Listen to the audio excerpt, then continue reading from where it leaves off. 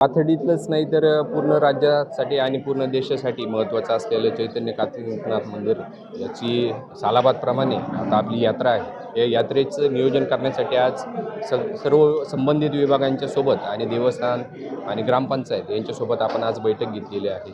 यात्रा ही नियोजित जी आहे याच्यामध्ये व्यवस्थित आपलं नियोजन व्हायला पाहिजे.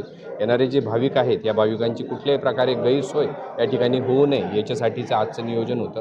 प्रत्येक विभागाला आपण त्यांची जबाबदारी सांगितलेली आहे.